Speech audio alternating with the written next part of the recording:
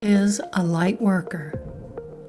A light worker is someone who chooses to make the world a better place by sharing their light and gifts with others. Light workers are in tune with their soul's calling and act on it, regardless of fear. They are aware of both light and darker energies and choose to act from a place of love, compassion, and empathy. Many lightworkers may find that as they raise their consciousness, they become more energetically sensitive, picking up on people's feelings, energy, and thoughts. You may find it hard to watch the news or violent films. You may also find that any old relationships that are built on manipulation, control, and fear start to drop away as you no longer an energetic match to them. Dark energy is much denser. It's the manipulation, power, struggle, and fear. It sees us all as separate rather than connected spiritual beings.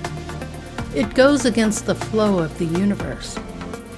Darker energies are repelled by the light, and when the dark agenda is not met with like-mindedness, it disappears as quickly as it came. After a soul decides to remember itself and the inner work and transmutation of the shadow side of yourself has been achieved with self-love, self-worth, self-respect, and most importantly, boundaries, the knowledge and the wisdom you gain and the will and desire to make the necessary changes, you will enhance your human experience, and you delve deeper into the truth of the universe and the laws that govern it. The darker side of love is fear and judgment. We all hate to be judged, but light workers are extremely cautious of showing their real soul to the world, in fear of being laughed at, or our friends and family ostracizing us from the social circles we have created.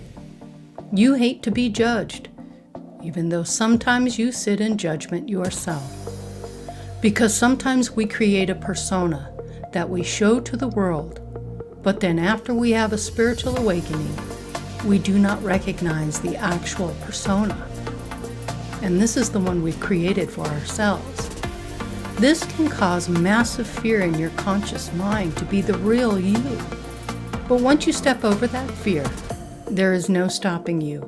And when you embrace your authentic self by having an open mind and heart, you will have the courage and the strength to make the changes, to transform, and the true authentic self that is you will emerge in unexpected ways. Once you grasp the teaching, you begin to teach others and share your knowledge and growth with those who are curious and serious about their own cultivation, growth, and expansion. The process is engaged, and you become a citizen of the universe, and you take your rightful place in it. All right. Welcome, everyone, to Andromeda 7, your celestial gateway. It's good to have you all here tonight. Wow, we're super excited about this show. Lightworkers Unite. We're going to talk a lot about what a lightworker is, the different signs and types. And then that'll be the first part of the show. And then the second part, we're going to get into any questions you may have.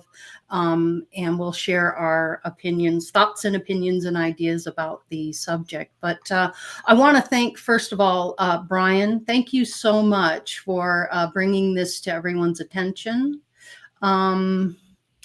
It's been something that really needs to be discussed. And so I greatly appreciate that. So thank you. And we kind of ran with the ball. So, ooh, talk about light workers. Heck yeah, I'm in. Hello. But let's go ahead and just say hello to everyone in chat. Hello, Ms. Chloe. Good to see you. I hope your crystal business is doing well and exceeding your expectations. I know it exceeded mine. Thank you for those wonderful crystals I got from you. Let's see. Sue G, good to have you here. Welcome. Welcome, welcome. Let's see. The Threes Mom, good to see you as well. Fantastic that you are here. Welcome. Hi, Mary Wins. Good to have you with us. Yep. Wonderful. Hope everything's going well. And boy, you're dealing with a lot there in California. So our hearts, thoughts, and prayers go out to all of you there that are dealing with such devastation and apocalyptic situation. Not a good thing to be in, but our hearts go out to you as well. Let's see who else we have in here. Lucky Stone, good to have you here as well. Happy Friday to you. Scrolling through quickly. Hey, Charles, how are you? It's taco night. I hope you're happy tacos. Yep, and happy belated birthday, buddy. Yesterday, so happy birthday to you. He says he loves asking questions, Laurie. Yeah, he does. Wonderful. Good question. Bring it, brother. Bring it on. Yeah, I like it. Let's see who else we have. Happy birthday. It was his birthday yesterday. Yes, I mentioned that. Good Good to see you as well. Always a pleasure, Jay. Always a pleasure. Tequila. Yeah. Hey, Scotty boy. How are you? I didn't see you last week. I hope you're doing well. I miss you when you're not here. Alexander, the Ganja Shaman. Good to see you as well. Welcome. It's been a minute. Hey, buddy. Yes. Year 9. You betcha. You betcha. There's Max. Hi, Max. Hey, how's it going there, Max? How are you? Lindsay, good to see you as well. Welcome, welcome, welcome. Good, good, good. All right. I think that's everybody for now. So what I want to do is the first thing that is really important is there's a variety of people that are watching. There are people that have been light workers for years and know the ins and outs.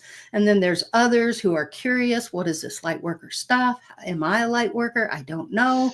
You may be a light worker and you're unaware of it. And so this thumbnail has pulled you in and you want to see what this is all about. So this will kind of give us the basics. And I put together a quick little slideshow here for you to just kind of go over it. And then we can get into the rest of this. But let me cue this up real quick and pull it up.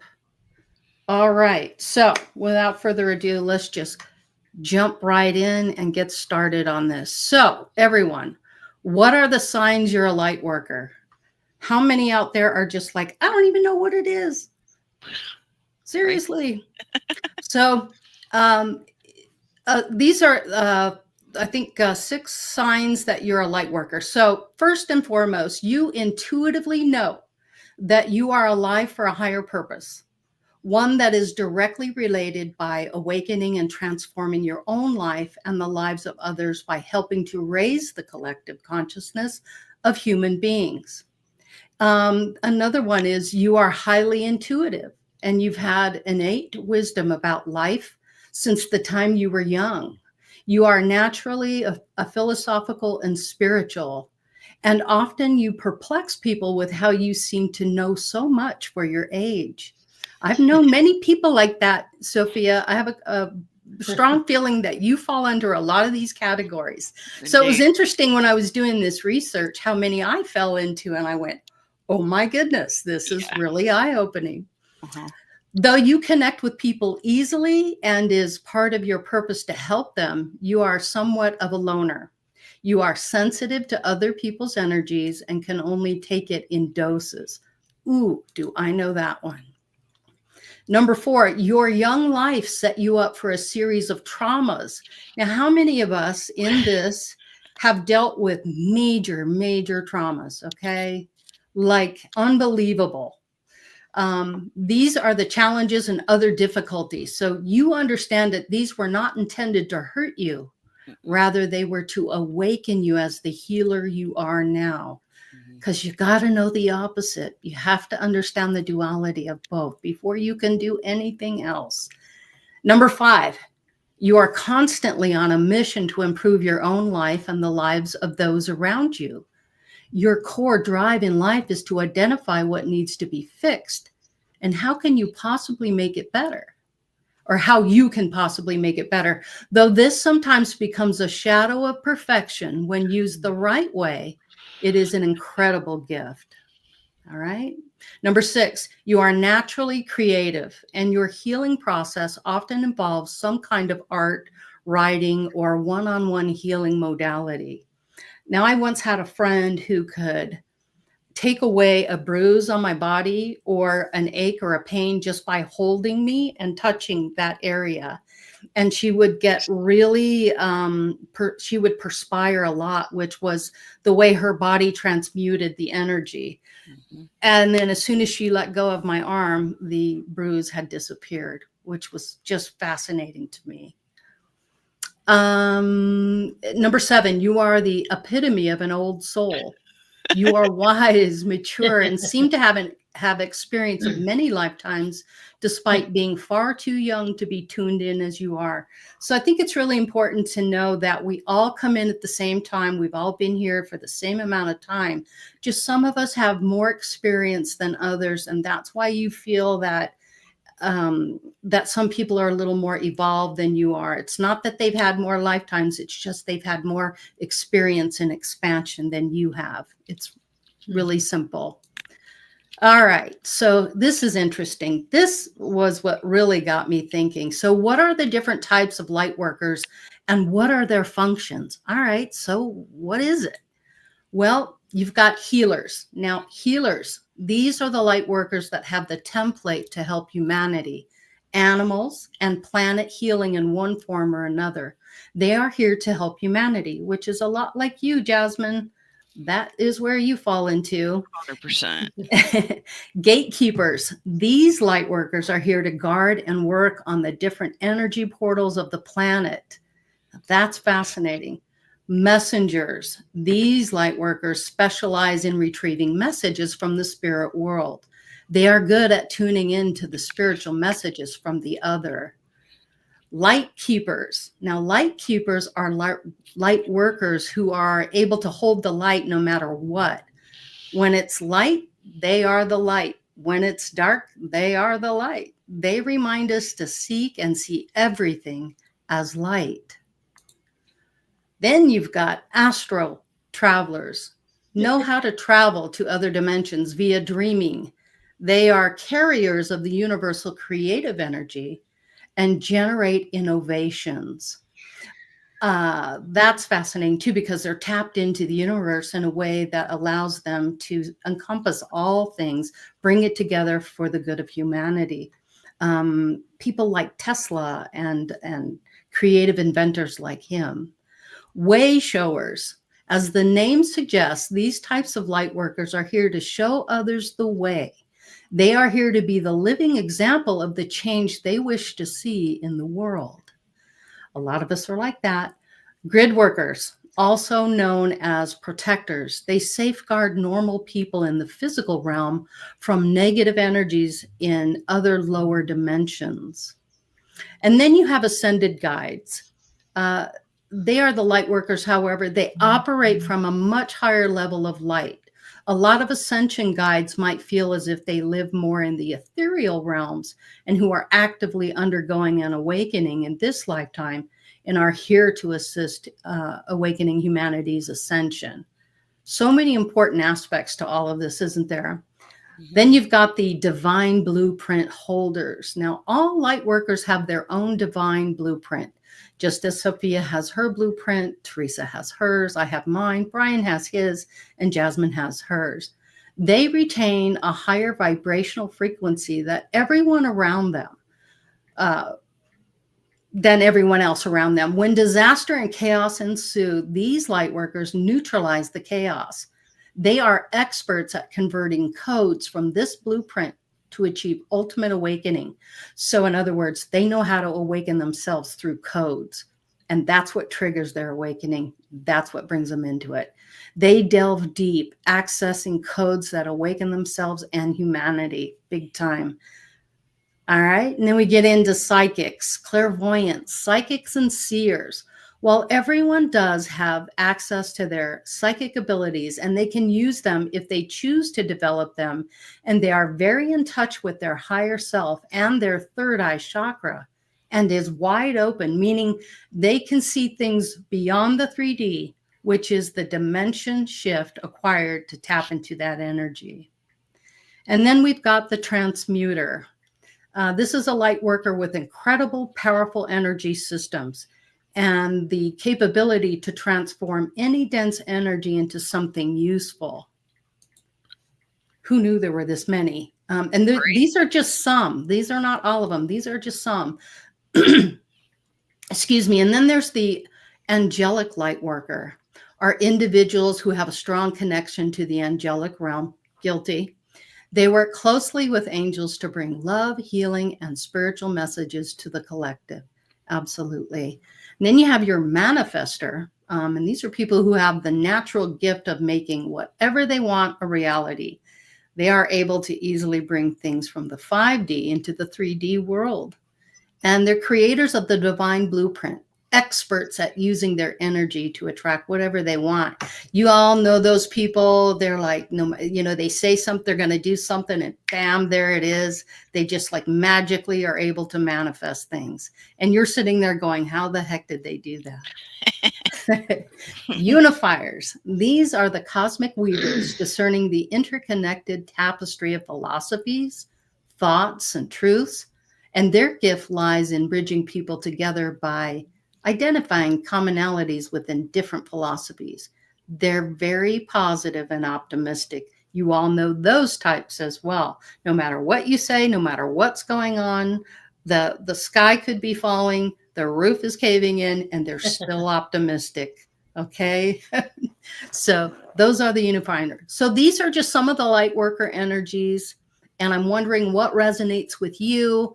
You need to discover these and define these abilities for yourself. Delve into all of this and really figure out, if this is working for you.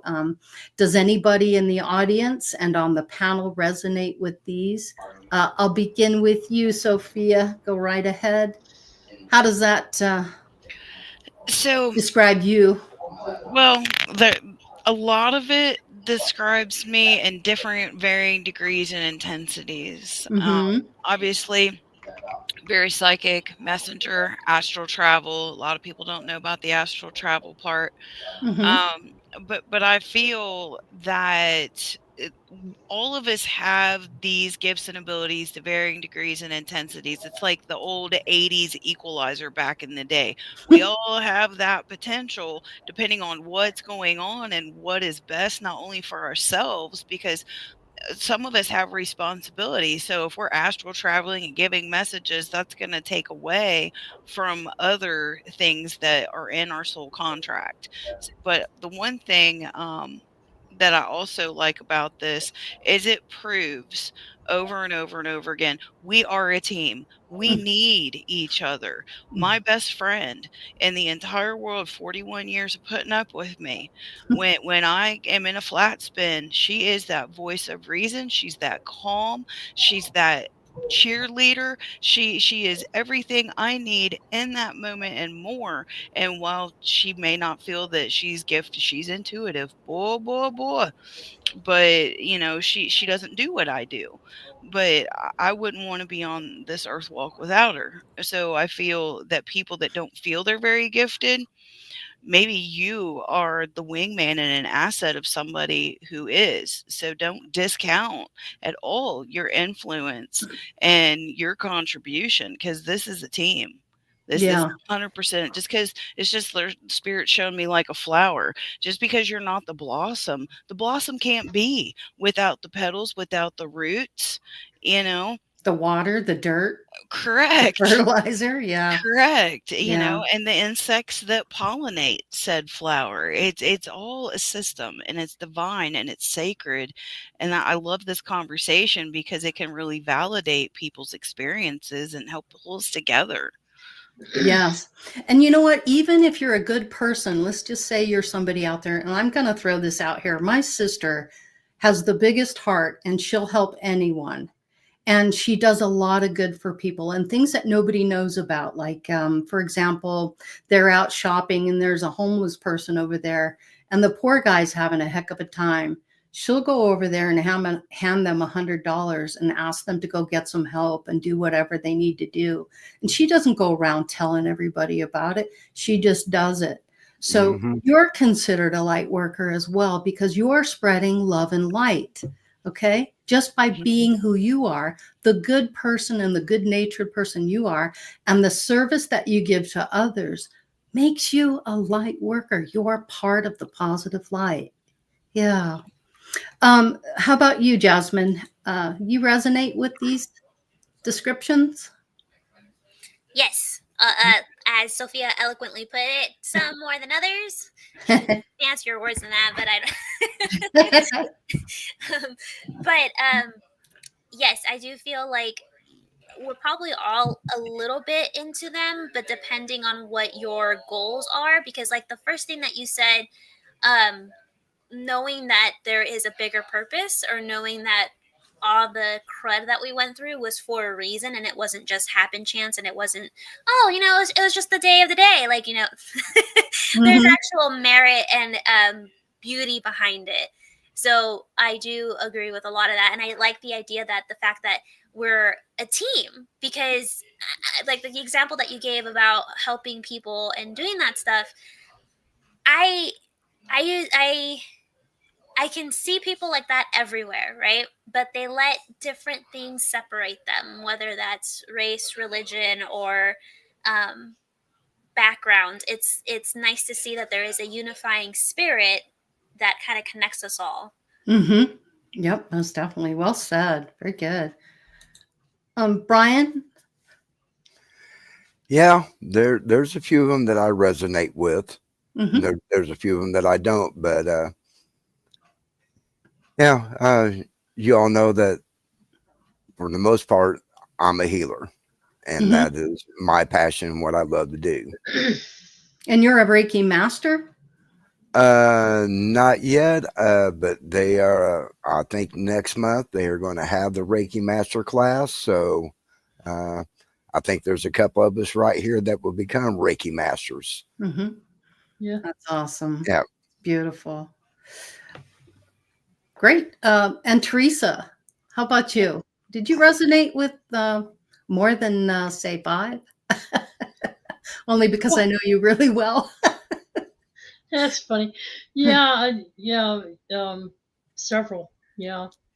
But I've come to the realization just simply because of what I've been shown in visions and dreams and remembrances of past lives, that my whole soul life, my whole soul's evolution has, at one time or another, in some dimension of existence, experienced enough of both good things and bad things, pain and trauma, and good, really good things, that I developed different skill sets in these different realities. And when this did is you a realize time. it?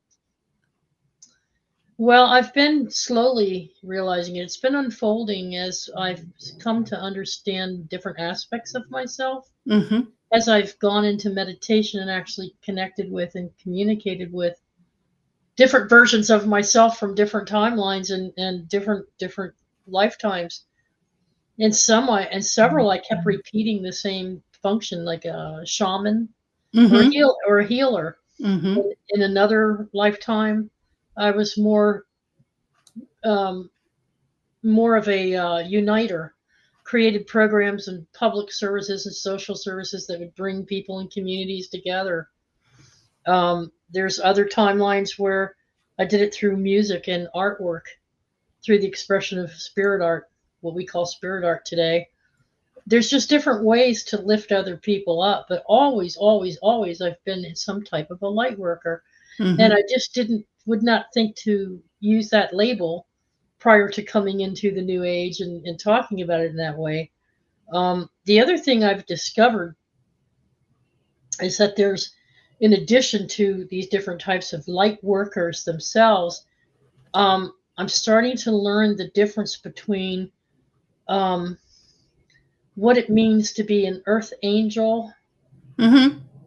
or a galactic star seed, Mhm. and what light working functions they share and overlap. And I look at this and I see all the labels, Mhm. because as humans, we want to try to talk about these things. And so we need we create labels to explain things. Yeah. But the energies are so very similar to what we would consider a light angel, and a earth angel who is fully aware and cognizant of coming here. Mhm. Seldom do they incarnate without knowing who they are. Yeah.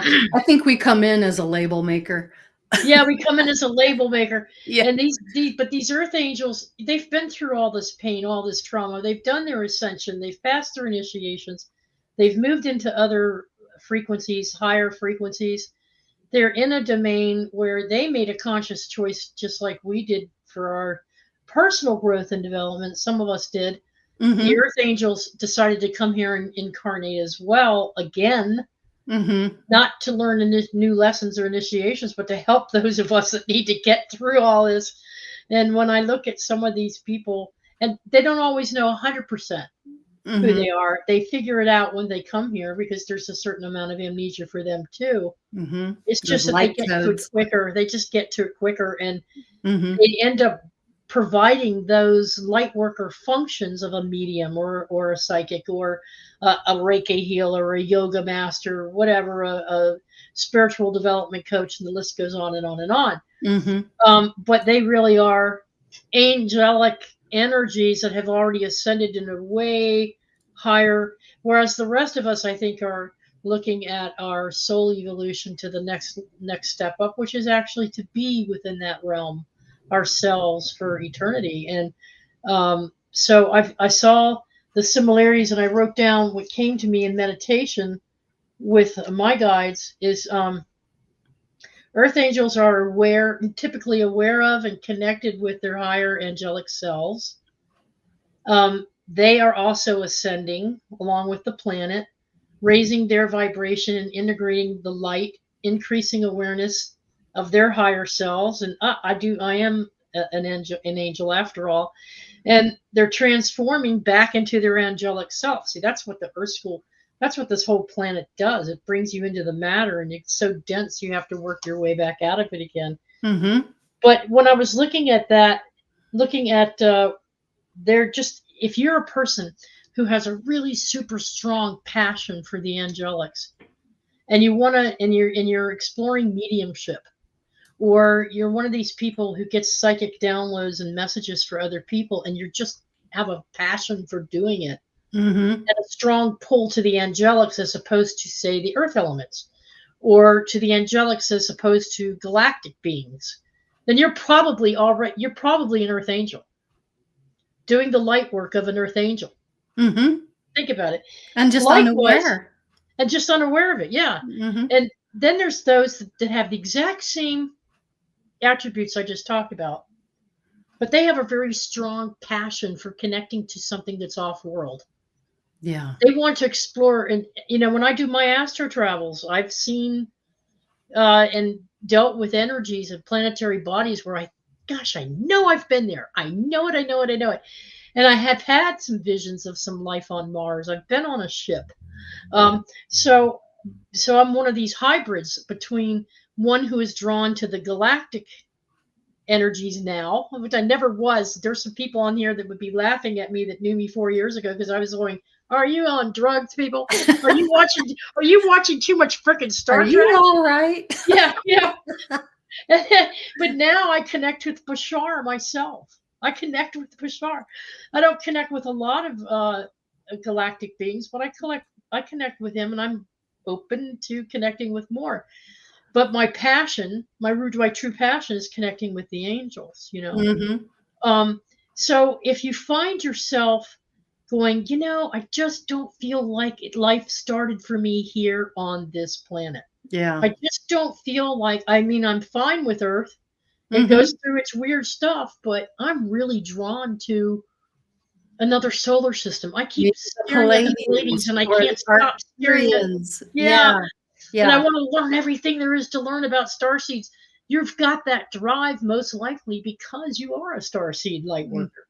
Mm-hmm. So I'm just thrilled to be learning and connecting with all these different energies. And it doesn't matter to me what I am. I am what I am. And Mhm. eventually it will be revealed to me when I need to know it. Mhm. But the exploration of it is fantastic because it takes my mind off of all of the externals, and there's this big thing, 2025, what's going to happen? What's going to happen 10 years from now? What's going to happen 20 years from now? What psychic What predictions? the frick Top is happening psychic today? predicts. Yeah. And then you spend an hour going, they didn't say anything about it. Yeah. I'm just focusing on now, here, Yeah, now, exactly. today, what I can learn, and getting to know and connect with these different energies and work with them and bring them into my very being. Mhm. But in any case, I love the fact that most of us are light workers. Most everybody I know is some type of a light worker, and they don't even know it. They're nurses, doctors, lawyers, teachers, right? Mhm. They're moms. They're soccer moms. Mhm. When I see a Anyone that soccer mom, serves humanity. Yep. yeah, when they're putting themselves into service for others, they're automatically flipping that light worker switch because I Absolutely. think it's an integral part of most people. Now, Mhm. not everybody is here to Right. be a light worker. Correct. Nothing says you have to be a light worker because you're here. Yeah. And the saying that you've incarnated at this time for a very specific reason because you were brave enough to come. That might not be why they're here at all. It might be that they are still they're new souls or young souls. They're still going through their evolution. They're still learning how to be human. Mhm. They're still learning who they are. Right. And you have an infinite amount of time to learn all this, to go through all of Yeah. it. So, I mean, you're just in so many different ways, you're learning who you are in this, who you came here to be, your blueprint. And then you start learning about yourself. You learn that self-love, self-worth, the commitment to yourself, how to be honest with people, all of that stuff.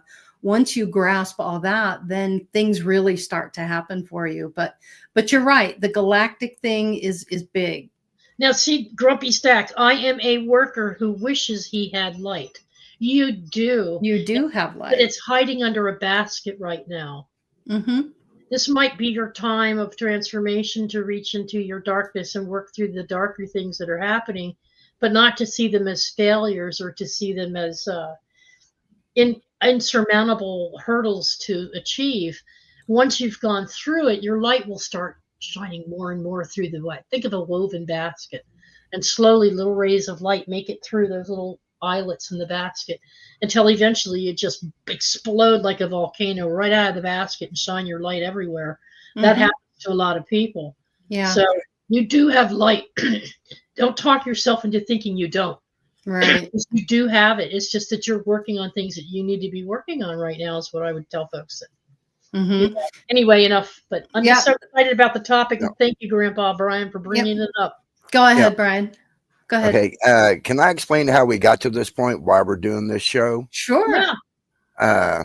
Well, as you said earlier, a lot of us has went through trauma and all kinds of bullshit throughout our whole lives, not only with friends, people we don't know, but also family that we were black sheep. They kind of shunned on us and everything.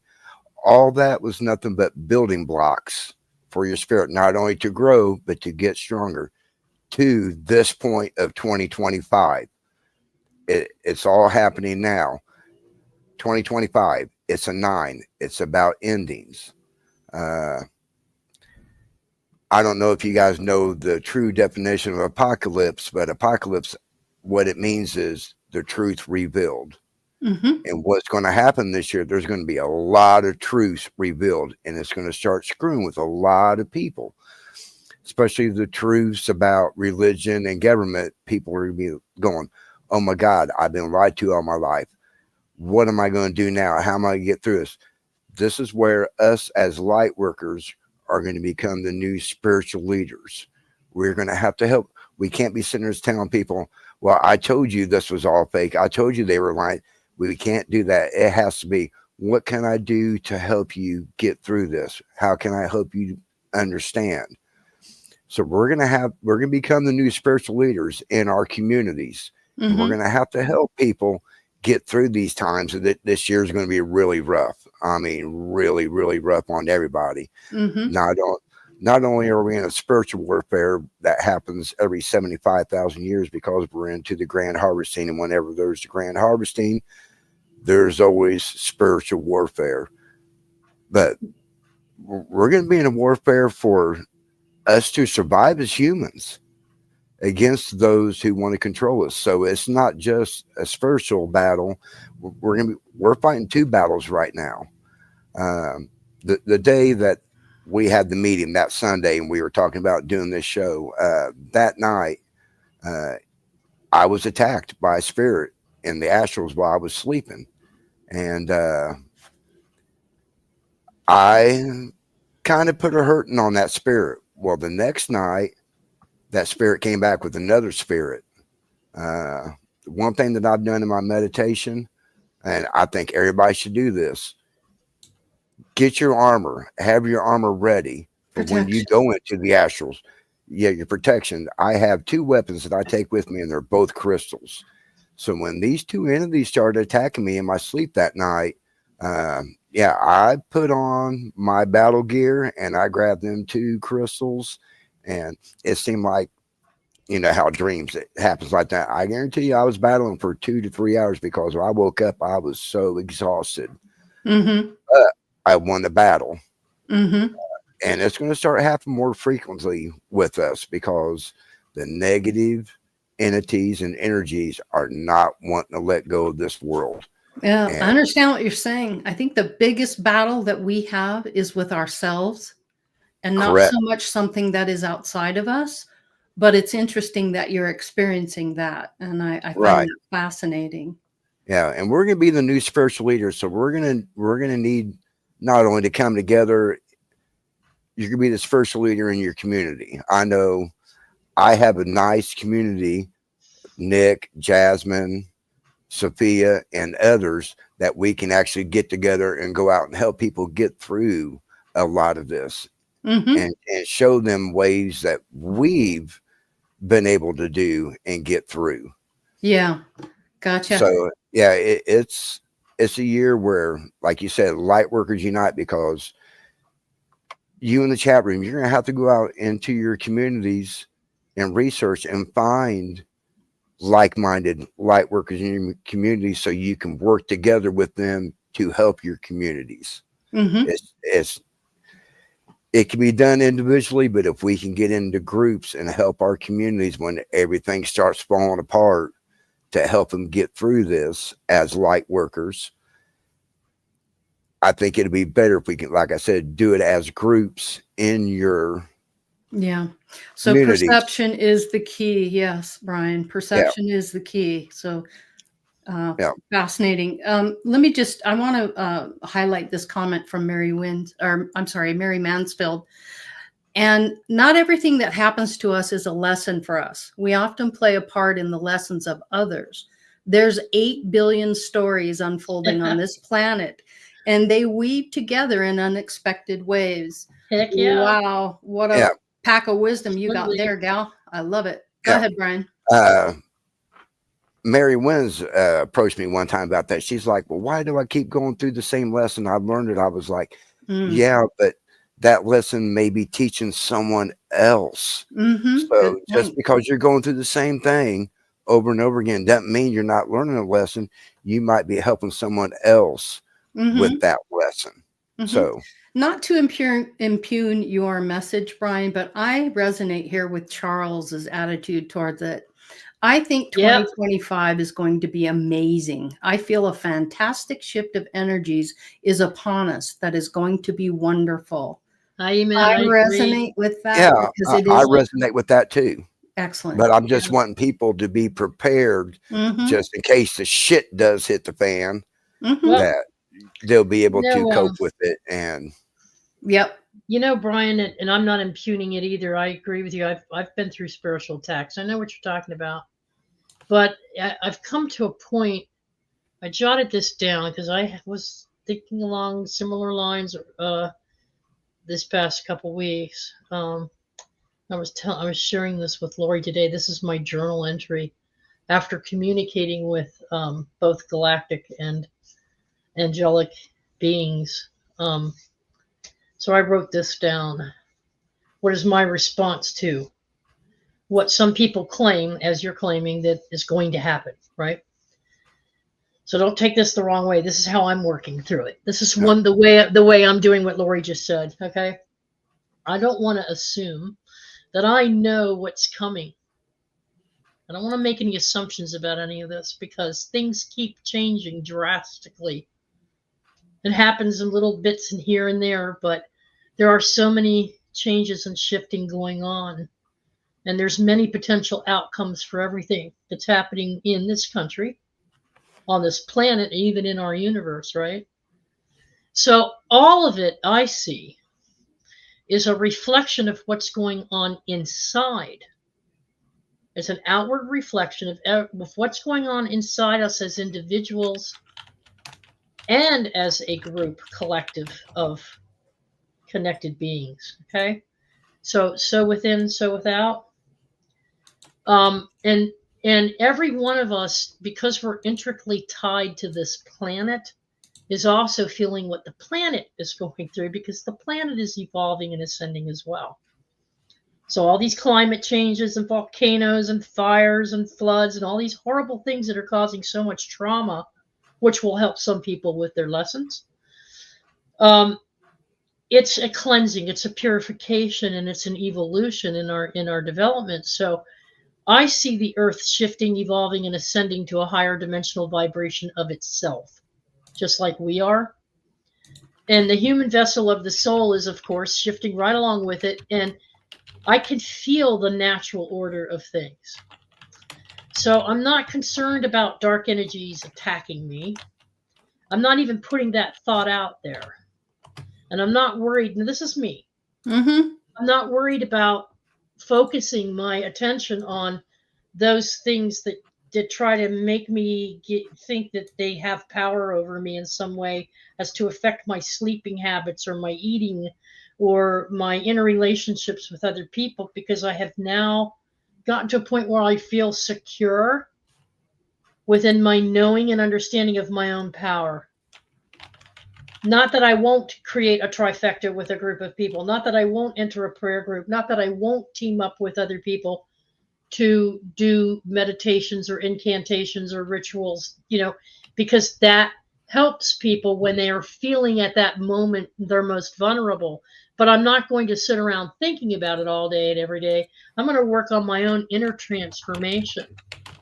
Now, it turns out that I have found that most of these great masters that we've all learned about have taught that the world can be transformed and these energies can be transmuted by creating a community based on love, compassion, and justice, which is what we've done in the Soul Tribe and A7 and many other channels, but also within Camp Chesterfield. All my relations, whatever local groups you belong to, whatever groups you can create and manifest, as through Zoom or through here, through StreamYard and other platforms. But they believed that people could change the world by living in a way that reflected good character. So they weren't concentrating on people doing bad things to other people. They were concentrating on what can we do to transform ourselves inside and out? What can we do to be the best versions of ourselves?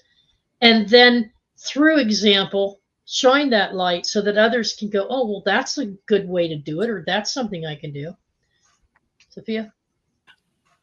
What I really like about what Brian said is wrestling within ourselves to evolve, because part of the evolvement, part of the unfoldment is releasing and coming to terms, and not necessarily peace, but really looking at what we've been through, looking at our trauma, claiming our power, claiming our truth, and realizing that we have, in some ways and not always, moved past the lower vibration of vindictive. I mean, it's not about us. Who's right, who's wrong? Right. Wrong. It's like, you know what? Yes, that person did XYZ. You know, does that mean because our culture says this is what should happen? We can think for ourselves, but there is a lot of wrestling. There is a lot of coming to the center, there is. and a lot of mirror work, and it's powerful. And that is why this group is so important, because when that unfolds and when that happens, there is a healthy sounding board that's not going to say, oh, but you should do it this way. Our emotions and our experiences are valid, and expressing them in a space to where there is no judgment, it is very, very powerful, because with that cycle of wrestling within ourselves to find our truth and to elevate our frequency, if you will, or graduate to a new level of consciousness, there's work. There's work. Lots and lots of work. And it is nightmares, journaling. It happens. It's scary sometimes, but all I'm saying is don't let your mind be tricked into believing that those things are real. Correct. Outside of you as something that can master you, take you over, or control you. Right. You can eventually. In other words, what was it that was said in Romans? Do not be conformed to this world, but be transformed by the renewing of your mind. That's your greatest protector. Yeah. Is where you put your thoughts and how you put your thoughts. And if you feel that something's coming in, you go, okay, this isn't me. I'm not causing this. I'm not to blame for this.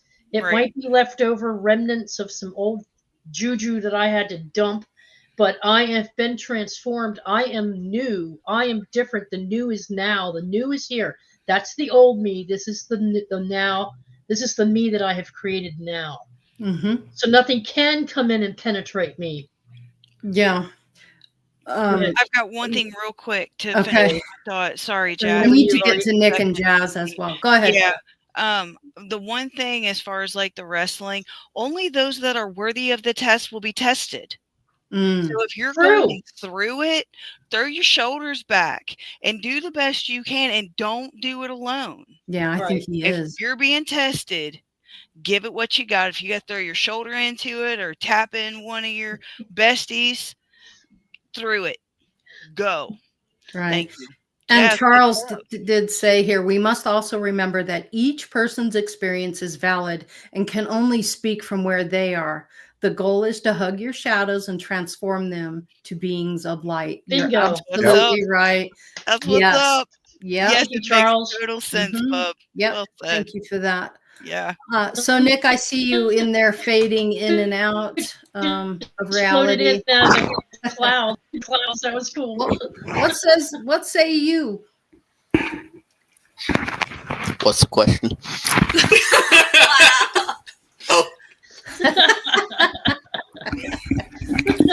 I wasn't here to hear the question. Oh, that's all right. So I'll ask it this way. Do you consider yourself a light worker? Oh, yeah. Okay. I do. How would you define light worker? What is a light worker for you? To me, a light worker is someone who makes it a goal to bring about a positive impact to the planet, universe, however big or small the goal is, as long as it's a positive impact. Okay. How did you know that you were a light worker? I mean, what brought you to that realization that, hey, I'm here to serve the light? Do you serve the light, Nick? I came to that realization because I started out in the dark. Yeah. So in And you know what Hermeticism, that's like. yeah. So in Yeah. Hermeticism, they teach how to transmute the dark into what they call the light of the light, and that's just a riddle way of saying ether. And Mhm. ether is just a riddle way of saying the thing that is above light, which is spirit, to my knowledge, the what we call the fifth element. Mhm. So it gives. So I took the hard route. I didn't start out rainbows and sunshine. I went through the muck so I could find the truth of how it actually works. I think a lot of us go Mhm. through the muck, deep, Yep. deep muck. Yeah. Yes, before we can even get to this point. Yeah. To get to that next step, that's just something you have to do. Mhm. Yeah. Did you do a lot of shadow work? Were you able to transmute a lot of those negative energies and things, as Grandpa Brian's discussing now, where he's been attacked? And have you dealt with any of that kind of energy? Yeah, I dealt with that when I was young. Mhm. I was fighting those type of battles as early as like 13. Wow. I had some sleep paralysis moments that I actually broke out of. Mm-hmm. It's the thing about being like a young teenager, having something with fangs breathing down your neck that you can't see, Oh, and for some man. reason you can't move. Oh yeah, I had to out willpower that at one point. How'd Then you do that? How did you transmute that? um I mean, where did you find the strength and the will to do that? What part of you allowed you to conquer that?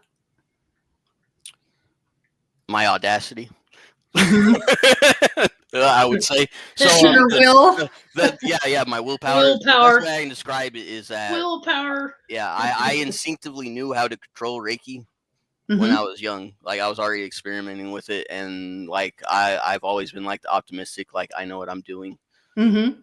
type of person. So I never really allowed outside sources to convince me that they know it better than I do, even Mhm. at that age. So once I started feeling that was trying to tap in, I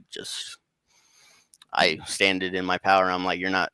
I was like, you don't belong here. What are you doing? Yeah, that had to be Yeah, horrifying. yeah. Unknown to me, I was actually activating a rule to this reality. Is that yes, other dimensional beings cannot access a different dimension if the residences of said dimension say they're not allowed in there. Gotcha. So it's kind of like it's kind of like a banishment thing. So Mhm. like that's why they try to if they fuel the fear in you and they start convincing you that they're real and that they're here and et cetera, that's actually a catch-22. That's Mhm. actually what gets them in there in the first place. Yeah. So Mhm. how do you basic alchemy? How do you prevent that? Do the exact opposite. It is literally that simple. Yeah. Now in the moment, it won't feel that simple, but if you can Mhm. keep a cool level head, it can be. Will I prevail. always tell people the only difference between a schizophrenic and a prophet is Mhm. what frequency they're tapped into. Are they in a negative headspace or are they a positive? If they're in a negative, they're going here to schizophrenia. All the voices that are telling them to do all these crazy things that would hurt people. If they're in a Mhm. positive light, they'll get messages of inventions or out of this world ideas that no one's thought of, and they'll prosper. Mhm. Or like me, where they will get information ahead of time. And How there's a lot of people that do that. That y- they get information relayed to them, and then the next thing you know, you think they can see through the future. No, it's not them. They're Mhm. just trusting the people that are above them that are working with them. Gotcha. Has Jasmine experienced any of the dark energies as well, like you have? Is there any correlation with Jasmine? Well, um, That's an interesting yeah, I story. don't know exactly how to say that. So the reason why I'm so I try to stay balanced, or my question is balance, is because I used to be so hard stuck on the light, but the light can be manipulated too. So what in my case, what I had was called an Elohim, which was Uh-huh. created substance of light. It was like a twisted angel, or like, oh sorry, my cat's stepping on the keyboards, pushing a bunch of buttons. Yeah, I see the cat made 7 comments. Yeah, I gotta. You have to take a break. You've sent too many messages. I'm like, Dang, you're good. I would like to reiterate for people who aren't versed in Christian mythos, Elohim isn't a derogatory term. Mhm. No. It is a generalization term for light beings. Yes. so what happened and the reason why I became of its awareness, I would do incantations on my house of only the light is allowed in here, only like, you know, things like that. So I do that too. When Mhm. I had two people that were living with me, and they both repeated the same sentence to me in the same structure, in the same tense, like literally if it was just like copy and paste. But these are two different completely people, and like the energy behind what they said was exactly the same. And I was just like, what did you say? Why would you say that? And then they're like, it was a very possessive statement of, you're mine and you're going to stay in this house, along those lines. And I was just like, who are these people? So then I started thinking about it, like, wait, that's not them talking. It's using them to talk to me. And then once I figured that out, I talked to my guides, and it was attached to like a Bible that my mom had given me. And then it's so interesting because I went to gym and I asked for advice and whatever, and they told me to burn it because I had let it in the house because I said only light beings can be allowed in the house. And since it was covered in light, it wasn't, it got to stay. So, long story short, when I went to touch the Bible, I got a text from the person that gave me the Bible. When I went to go burn it, I got a call from them. Like every time I tried to do something to get rid of it, that person would show up and be like, hey, I had a dream about you. Hey, something's telling me I need to call you. Hey, I'm praying for you. I'm sending God's angels to you. I'm doing this for you. And I'm just like, it's you. You're the person that's been doing this. Fascinating. Yeah. So it hasn't always been dark entities. I used to sleep in my closet and under my bed because I thought the monsters were safer than people. So it's true. The monsters were always honest. They Oh yeah. They did, they were okay, whatever. So yeah, so that's my short story about the light can be used. It's like a shrouding mechanism, like a sheep's wolf's clothing or something like that. That's how that turned out for me. Awesome. David Icke has a good quote. Not all that glitters is gold. Yeah. So let me ask you this. How would you ask light workers to unite? How do we pull everyone together kind of to be on the same page? And I'll ask this to each person on the panel. How do you pull the light in? How do you become that light worker? How do we unite us as a whole? I would say there's two things to keep in mind, which is the ego and the spirit, right? At the end of the day, we're all individuals, right? But the thing that's uniting our light workers and all of us here is that unison when we all are part of the all, right? So we are dynamic creatures of where we can be independent, but we are also still connected to source. So we are all still part of the all. So if you want to unite, I would say focus on that commonality of the light and of what makes us part of the all, which is we all want to be safe. We all want to eat. We all want to be friends. We all want to have like merry enjoyment. We all want to make sure that the animals are safe. We all want to make sure that our kids are safe. Like all of these things are unifying thoughts. They're unifying creations. So I would say focus on what unifies us, and what unifies us is to be human and those humanly needs. Common grounds. Yeah, common grounds. Awesome. Grandpa Brian, how about you? How would you go about uniting the light workers and bringing us all together? Well, I would just look at him and say, the one infinite creator is calling for us to unite. He's calling for you to be a spiritual leader and help people. Are you willing to accept that call of being service to others? And this is what it's all about right now, is being service to others. I agree 100%. Sophia, what say you? How would you unite the light workers? How would you help bring things together for others? When you asked that question, I immediately thought about what happens, at least for the first of the month here at Camp Chesterfield, as far as my involvement and my intention. even before I get to camp or get to the Maxon, I do the affirmations. I raise my frequency. I set my intention that love and beauty and peace will prevail in everything and all that I do and everybody I have the privilege to work with.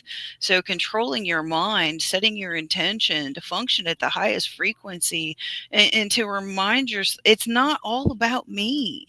You know, it's maintaining, doing what we can to the highest of our ability to bring the joy and the higher frequency that we all deserve to experience, and not to allow the sabotaged life to prevail. You know, it's all over TV. You know, you put a show on, and it's just the unfoldment of poor life decisions. But I would say being authentic, being kind, but also being honest.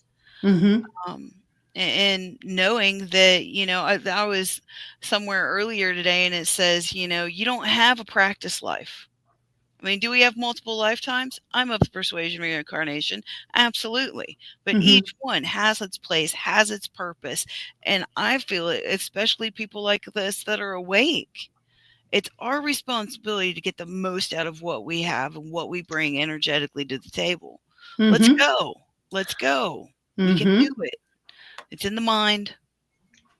Yep. It's in your vibration and frequency. I agree. And like Charles says, you know, be the frequency you want to receive. And also Brian Barnett used to say that quite a bit, our mentor. Yeah, amazing. But yes, I mean, just be there for others, be there for yourself, be in service. And you're right. Come at it from integrity and honesty and a willingness to help others. Yeah. Thank you, Sophia. How about you, Teresa? How would you unite the light workers? What's your opinion and ideas and thoughts about that? Well, starts out for me with the neighbors, you know, recognizing where I am, the community I am, and you know, well, first starts within me, but I find like-minded people, or I find people that I know have the potential to be givers of light. They just don't know how to seize the opportunity. So being the kind of person I am, I'm an organizer, a planner. I've done event planning. I've done different group work. And what I've done here in the past few weeks in this community is we have a couple people that are out of work, and they don't have any money. They either didn't qualify for or have run out with the unemployment benefits, and with the holidays coming in, it made it worse for them. And their partners just walked out on them and left them with the children. There's two women here in the neighborhood facing this, raising children on their own without a job right now, with rising, skyrocketing costs in the community. And it's not growing season, so you can't give them free vegetables. I was doing that during the summer. So what I did is I got 5 or 6 of the other neighbors together, and we set up a system where on Mondays we would do the things like rice, noodles, beans, you know, just all your fibers. And then on Wednesdays, we would do the juices, the milk, oatmeal, things like that. And then on Fridays or Saturdays, we do the meats and vegetables. And so we're, you know, when you go to the store and it says buy one, get one, or buy two, get two, we're all doing that so that we could take one thing and donate it to the food bank for these two women and their children. And so they're getting healthy, nutritious foods, but we're also contacting the local food banks in the area, because you helped me with that, Laurie. You helped me identify where they were, because I thought most of them still weren't functioning. You found it through Google. So we've connected them with those places to sign up. That's just an example of how people can pull together and do light work, to show people that they're cared for and they're loved. So feed the poor, feed the hungry if you can, clothe them. I took several clothing items because I'm moving, and I'm not taking all these old clothes. They don't fit me right anymore, and I donated them to the families because they needed sweaters and they needed sweatpants and they needed shoes. Mhm. And so we did that, and so that's one thing. You got to Mhm. just show the love, just do the work, and people will follow suit. I just did it, and people just, Yep. hey, I If hear you- you did this. Can Mhm. I get in on this? Oh yeah. Well, I'll call Mary because she can do this too. She'll Mhm. want to help. The Mhm. next thing you know, you got 5 or 6 people creating a community Mhm. for a food bank within Unity community. community. Yeah, Mhm. that's just one way I would do it Gotcha. in that context. Awesome. Yeah. Thank you. Sophia, you've got a question? Oh, you're muted. Yep. You know it. It's because I burp and cough, and I don't want the whole world to hear it. Thank you. Facts. You're welcome. So there was a comment that came in at 10:08 for 3 moms and the 3S mom, and that is really what I have found to be a key to unification between like-minded people. And they're saying, how much more in tune are you to yourself during a full moon versus the other days? That's funny. I was trying to get to that as you came in. That was Spirit. exactly what I was going for. Well, see, this is the other thing as well. Full moons and new moons, for me, because I use both of them, Mhm. and there are a lot of people that do it. So when you're working with energy that multiple people are participating in, Mhm. it can give more power. Some people use it to develop themselves, so they'll use it to release things that no longer serve Mhm. them, and Good to point. ask in equal measure for something to replace it. That's what a lot we do here at camp, and it's online. If you want to participate, we have a really good time. But it can be a time of focus for yourself.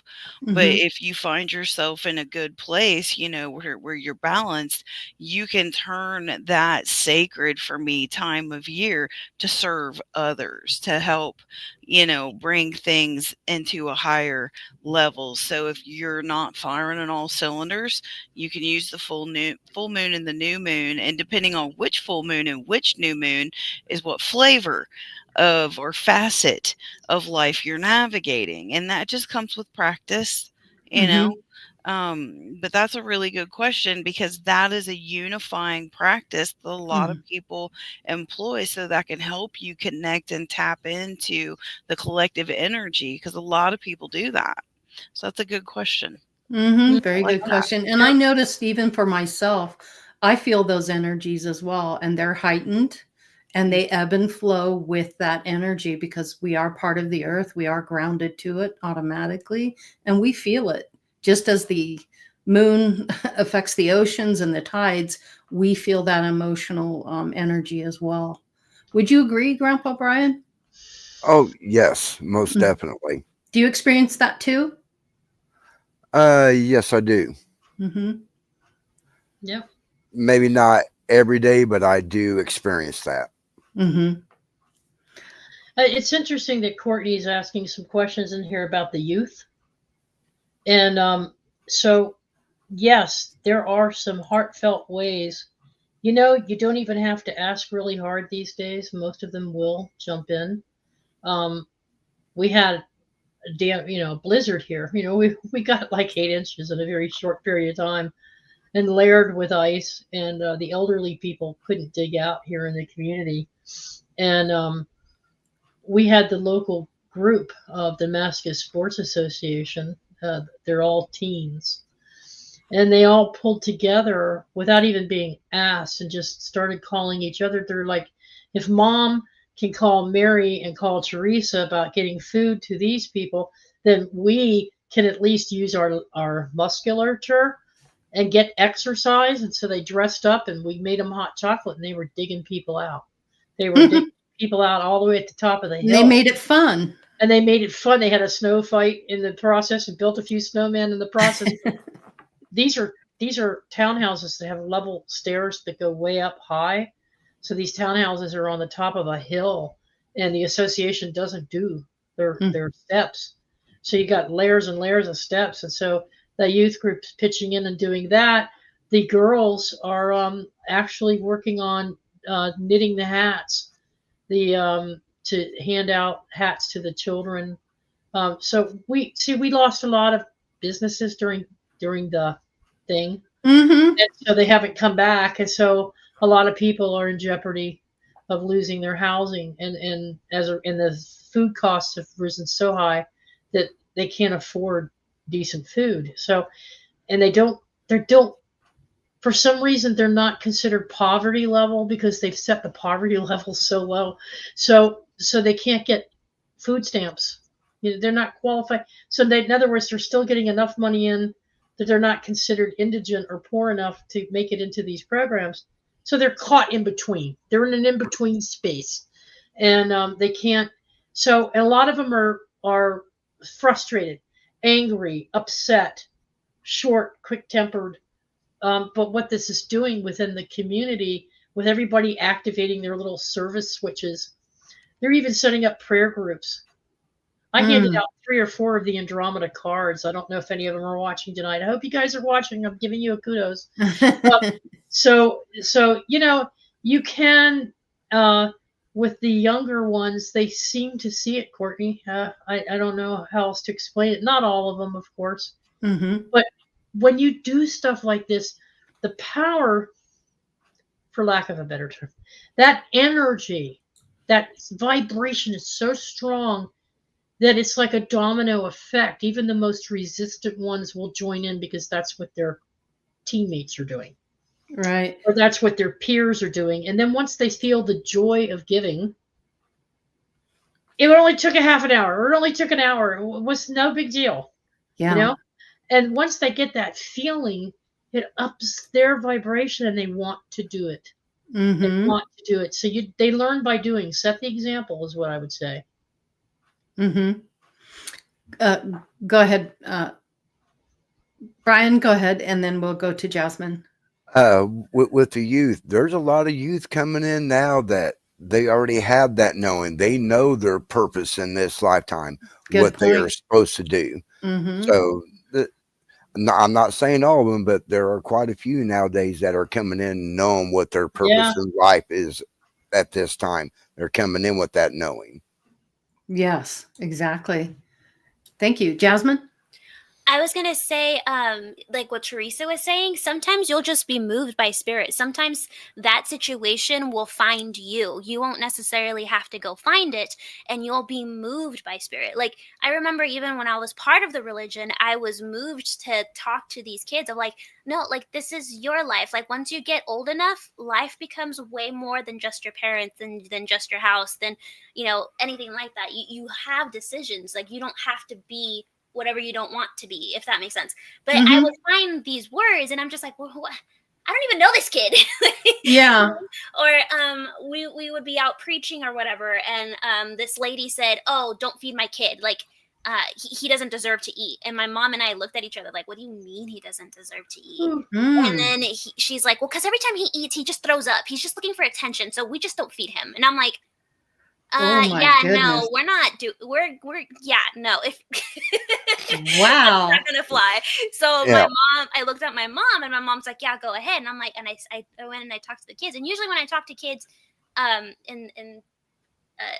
you want to go to their eye level. So you want to take a knee and like talk to them, because you don't want to talk down to a kid. They're just little people. You know what I mean? Kids should still be talked to with dignity and grace and with respect. Yes. Yes, because they're still their own individual. So I went to the kid and I was like, hey, if I get you food, is it because you don't know when you're full? Like, can you not tell that you're full?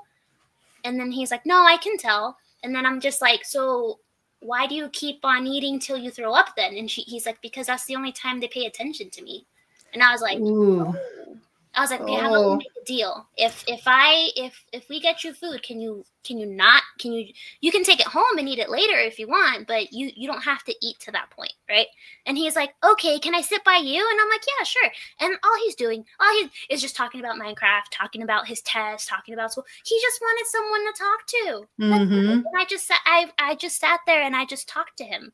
And it's sad because like I have these instances where like I work at a dental office, and this kid was waiting for his grandma to get out of the dental chair, and he came over and he's like, oh, hey, I saw that you have this, I had like an anime sticker or whatever on this. He's like, do you watch that show? And I'm like, yeah, I do. And he's like, so all he did was, again, talk to me about anime, talk to me about video games, talk to me about this. And he saw that I was cleaning up like the waiting area, like I was wiping down the chairs, and he's like, oh, let me help you. And I'm like, no, you don't have to. He's like, no, I can help. And he's like, I just gave him like a wipe so he could just wipe whatever he wants. Yeah, make him feel good. Yeah, Yeah. make him feel included. And he's like, Sure. super happy, super cheery, and like smiling and excited. And then all of a sudden the grandma walks around the corner and just stone face, just I don't know. Yeah, she And I'm didn't just like like, that. oof. Mhm. But my point in saying that is the situation will find you, whether It's if you're true. meant to Sometimes, Yeah. it yeah. will find you. And if the only question is what Grandpa Brian said earlier, are you going to accept that responsibility? Are you going to accept that invitation? Are Yeah. you going to accept being of service? Yep. Because to be of service, you do have to work on yourself, because if you're too stuck in your own head and you're too stuck in the future or the past, you're not going to be in the present, and you're not going to be able to see those opportunities. Mhm. Well, you That's know, true. Jazz, on Well said. well said. And Here. in addition to that, you got to know how to set the boundaries. Are you ready to help? Mm-hmm.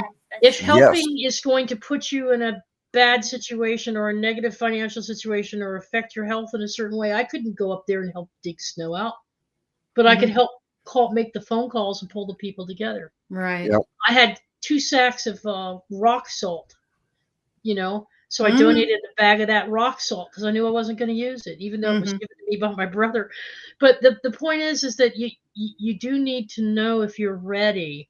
And sometimes I think, and I've seen this in our community, where people on a spiritual level now, with spiritual work in particular, they think they're ready because they've had some success with 1 or 2 crystals.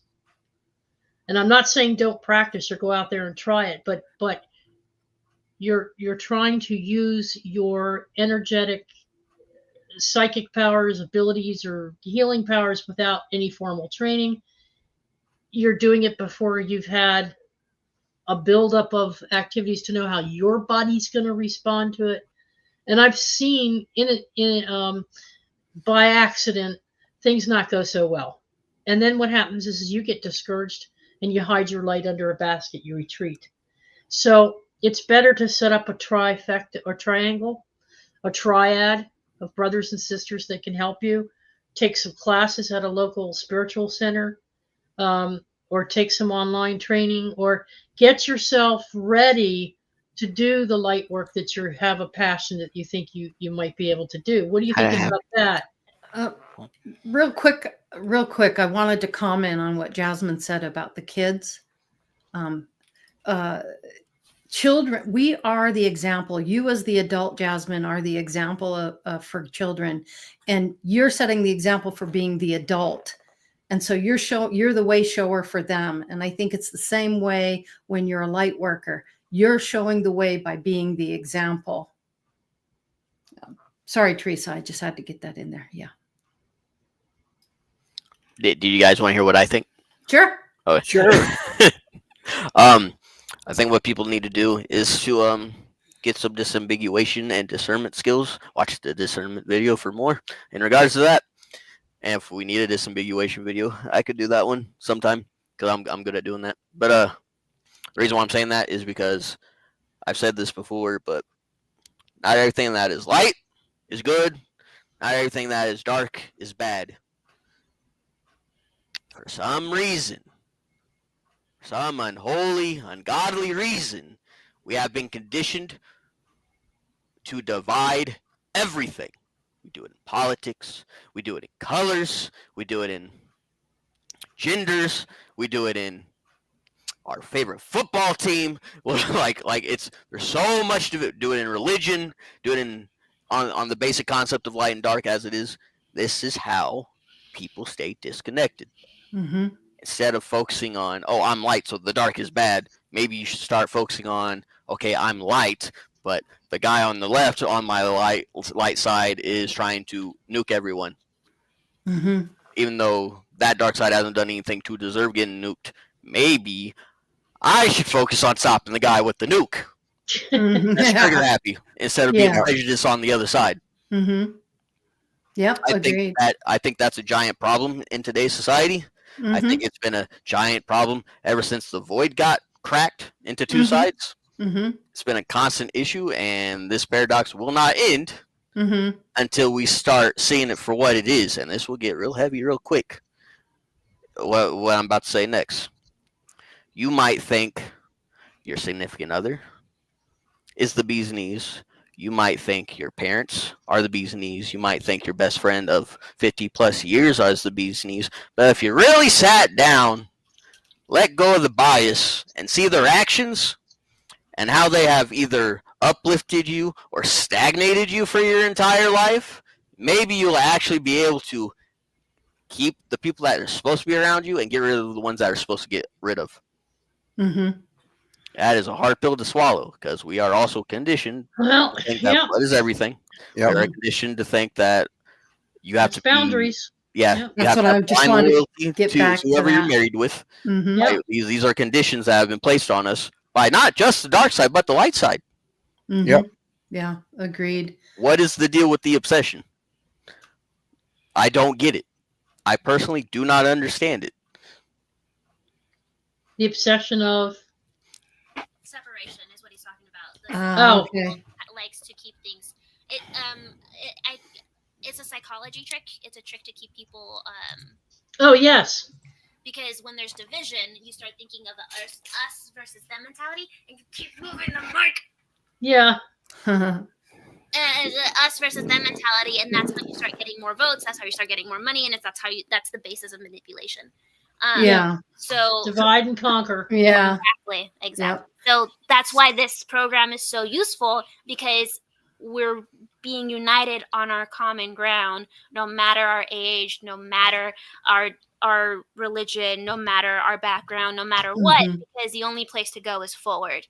I used to argue with a philosopher in college that he said people don't change, only their habits do, right? And I was just like, but that still means they change. There's still change. If their core reason doesn't change, but their habits do, that's still improvement, that's still change, it's still valid.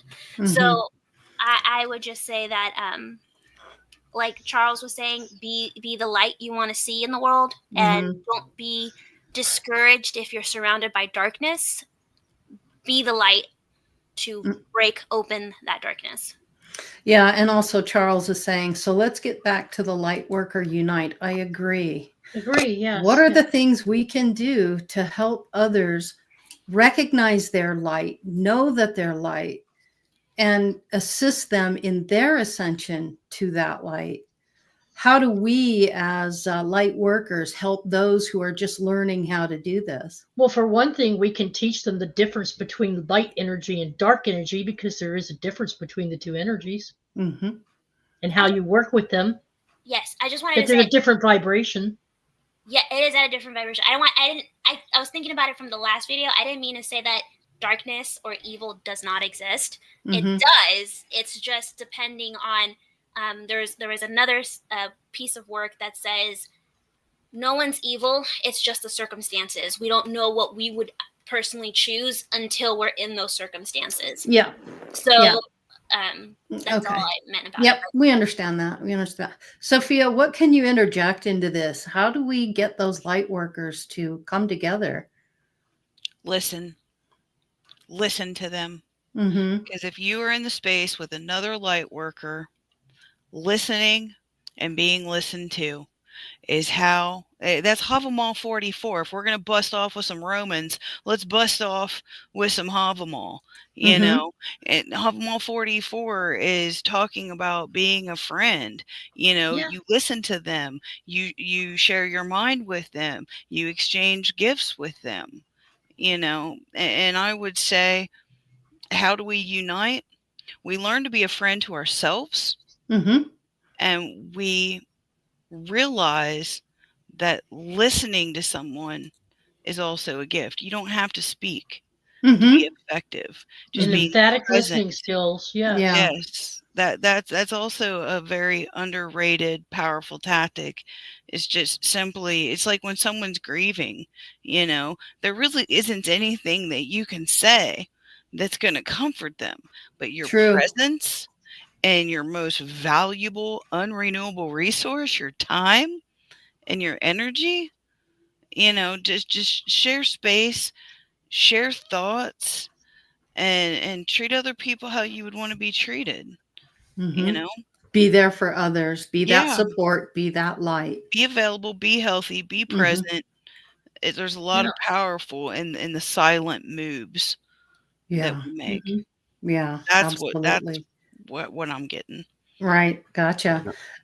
Brian, go ahead. And I want to get to our final thoughts. We're coming to the end Yeah, here. I think one of the most important things is to show them how to find the light inside of them. Because when they find the light Good point. inside of them and see their Yes. light, guess what? They're going to let it shine. That's right. Yep. And a way of doing it is what we've been talking about, is through service work. Is showing them, you know, and giving them opportunities to join you, and also to lead them to resources that can help them. I tell you, I changed a lot after Laurie was sending me links to certain YouTube channels I'd never watched before. They had messages, and I synchronized with a lot of my life was following some of the things that these other people were going through. Had I not been shown those links or sharing those programs, I think that helps a lot. Also, if you come across a vast reading, resource. Yeah, it is a vast resource. if you come across a reading or a guidebook that you've gotten a lot out of personally, and you're like, oh, I know who might benefit from something like this, because this is a brother or sister within the community that I know is struggling with this, I'll recommend the book. It's just communication. Keep an open flow of communications. Don't feel like you have to hold back. There was someone that I had a message for not so long ago, and I held back. I held back because I didn't know if that person would receive it well, or if that person would want me to share a message with her. And it turns out that, you know, I was talking to Laurie, and Laurie's like, it's from Spirit. Share it. It doesn't matter. Open your mouth and share it. You know, she'll understand. So I did, you know. But I think a lot of us hold back because we're concerned that we're overstepping, or we're not ready, or, you know, we haven't explored enough. So that's the way we can help people is practice. Get together with two and or three ask other questions. Ask questions. Yeah. Do the research. Find the information. How does this work? What is that? What's the definition of this? Yeah. Get into your dreams. Get into you. Go inside. Be quiet. Listen to yourself. Trust and believe in you, because the universe does. You don't, but the universe does, and it's there to support you. Yeah, fascinating. So I'd like to just quickly, Jasmine and Nick, final thoughts for you on this. I do have something to share here at the very end. Final thoughts for you guys? My final thoughts are life is what you make it. I know it's cheesy, but if you act in the present, it's called present for a reason. If you're stuck in your head, you're not giving spirit a chance to show you the beauty that's around you. And when you can see the beauty that's around you, you see it through your shadow work. And shadow work is honesty. You cannot lie to yourself in shadow work. Right on. You have to look at the nasty, ugly things inside of you and give attention to that emotion, because the reason why you keep having repeat emotions that don't seem to go away is because you haven't heard the message that they have. Once you acknowledge that message, then you can move forward. And learn to forgive yourself. That's a big Yeah. one, because people think, I can't forgive myself. I can't forgive that person for doing what they did to me. Why not? Why can't you? Why are you putting a limitation on that? To me, the way I simply see it is, if you can't forgive, they're basically dead to you. So drop it, let it go. Don't let it affect you anymore. Like if that's where you're at in your road right now, forgiveness will reach you, if not this lifetime, next lifetime. So Yeah. Yep. So when are you ready to face it and move on, or come to terms with it, or let go? Make peace with it. Yeah. Make peace with it is whichever lingo floats your boat. Right. Allow it. Yeah.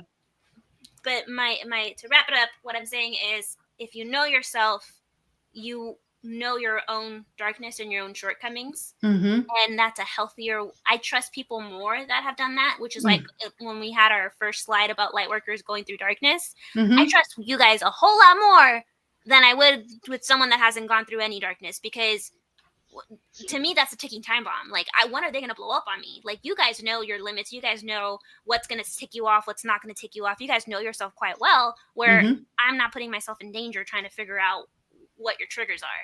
So you also have no idea, once the poo hits the fan, you don't know how they're going to react.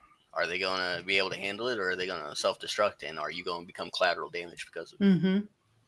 Yeah. So the only way to help people is to help yourself. And once you're ready to help yourself, like Teresa said, you know how much you can give. Don't give your whole lot, but give enough to where you're not stranded yourself.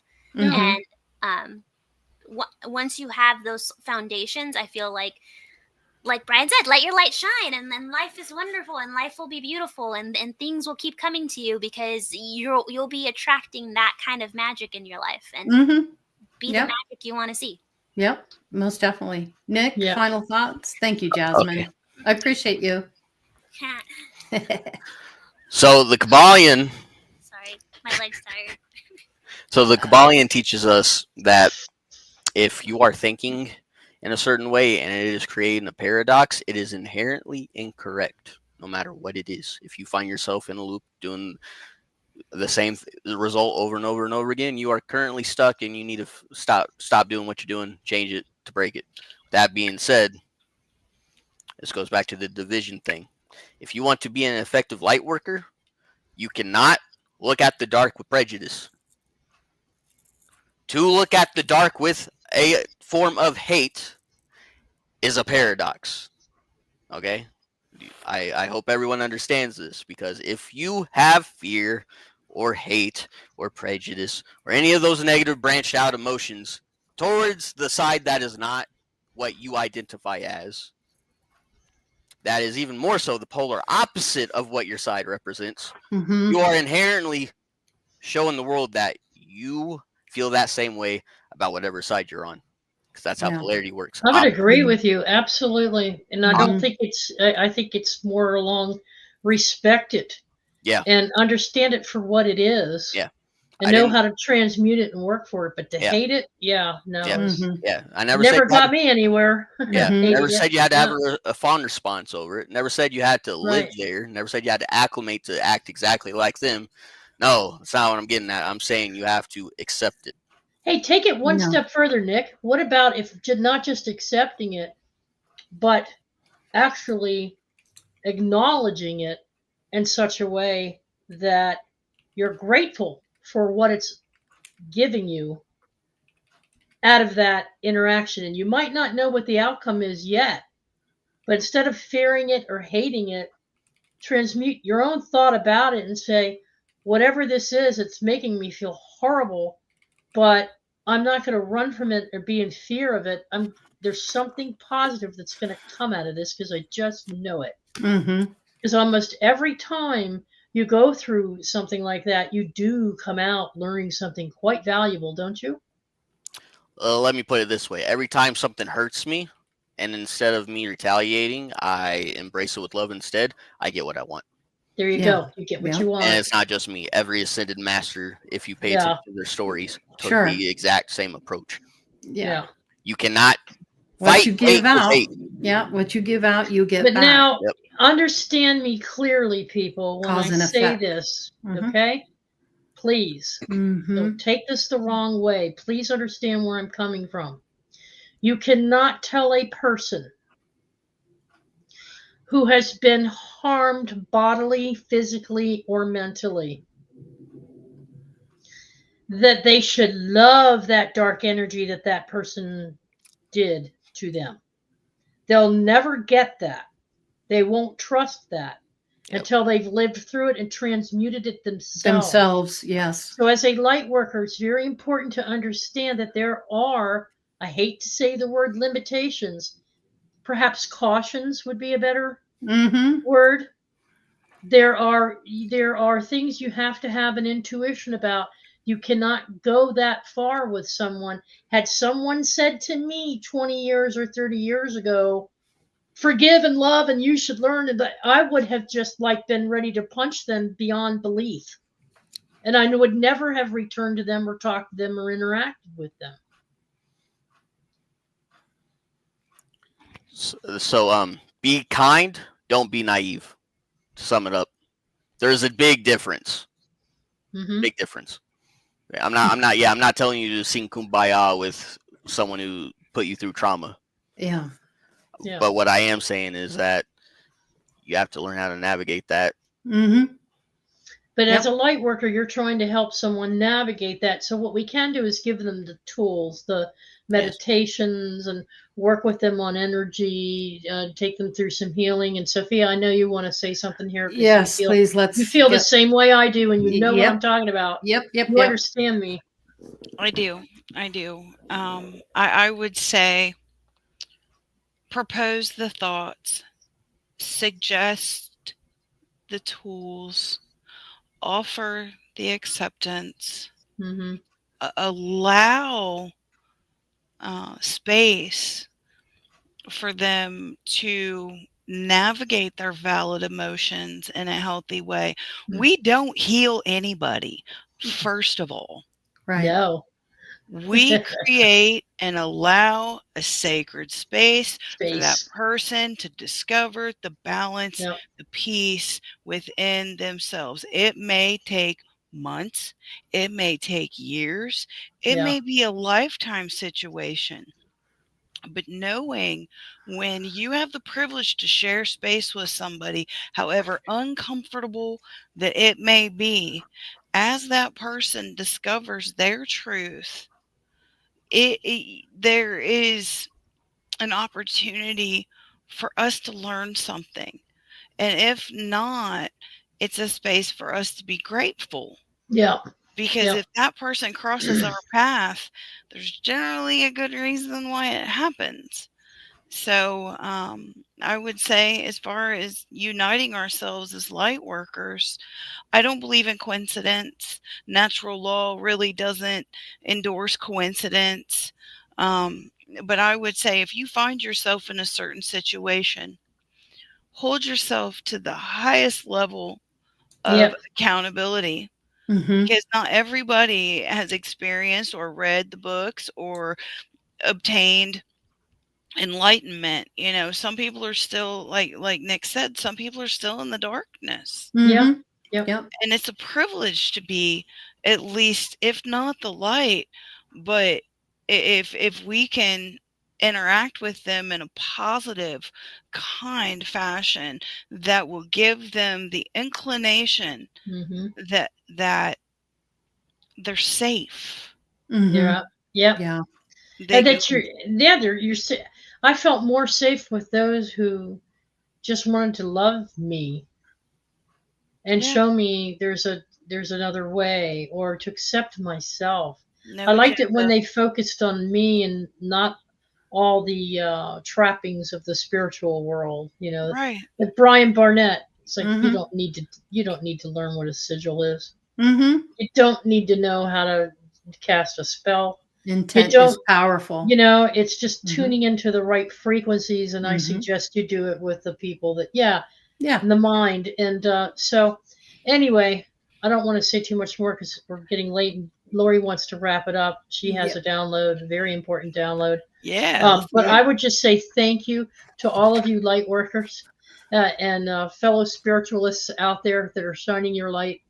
Thank you for shining it on me, and thank you for your love and support for this program and everything we're trying to do. And Grandpa Brian, thank you for bringing this very, very important topic to the table. If you've noticed, we've had a layer of these programs. The past several programs have been leading up to this.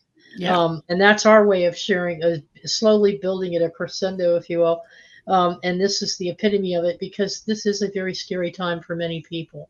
But it's only scary if you let it make you feel scared, Yeah. So, but thank you, Brian. You're not in this alone. That's the whole We're thing. here. We're all here for you in one way or another. Reach out. Yeah, definitely reach out. Anybody have anything else to say before I end this? Yeah. Okay. You look at the past year, all the videos that we've done on the self-love, self-respect, self-acceptance, self-doubt. When you have all those doubts and you don't have the self-love, your vibration and your light is dim. When you start going inside and realizing the self-love, you get rid of that self-doubt. You have self-respect. Your light's going to shine a lot more. Heather said something there night at group, and it really stuck with me. Charlie Brown and Snoopy are sitting there, and they're looking up this beautiful full moon. And Charlie Brown says to Snoopy, you only live once. Snoopy looks at him and says, you're wrong. You live every day. You only die once. So live every day to the fullest. Just live every day to the fullest. Be the light that you are meant to be and let it shine. Yeah, I love that. That's awesome. Dig it. You just gave me chills, GB. Awesome. Head to toe. Awesome, Brian. So I just wanted to share this with you. I got a download about 4:00 this morning. I woke up wide awake in bed, sat up, was told to meditated, and this is the message I got. So Spirit wants to give you this message through me as the conduit. Yeah. And so here we go, and we'll end the show this way for you folks. Here we go. Okay. Think of yourselves as an individual, independent lighthouse. You emit a strong, loving energy that holds love in high regard. You are a beacon seen unto the all. Take this responsibility seriously and be the light you know you are. Embrace that love you came here to be. Silently, you will discover the real you is not just sitting alone in a tree. You are the tree, the embodiment of the creation. Ponder that. Remember, remember, remember. Sit still, listen, and feel open heart. Quiet the mind, develop your skills, clear thinking, clear knowing. Now is the time with great love and wisdom. You are part of the divine. Awesome. There you go. All right. Well, thank you everyone for joining us tonight. We hope you got something out of it. It is our passion, our desire to be here. This is how we help humanity expand, grow, learn, and learn about consciousness. And thank you to everyone in the comments who have commented. Charles, thank you so much for your input. I greatly appreciate yours. Love you, Everyone Charles. that's on the panel, Teresa, Sophia, Nick, Jasmine, Grandpa Brian, thank you so much. We look forward to seeing you next week. Until then, be the frequency you want to receive. Later. Peace and love. Later, everybody.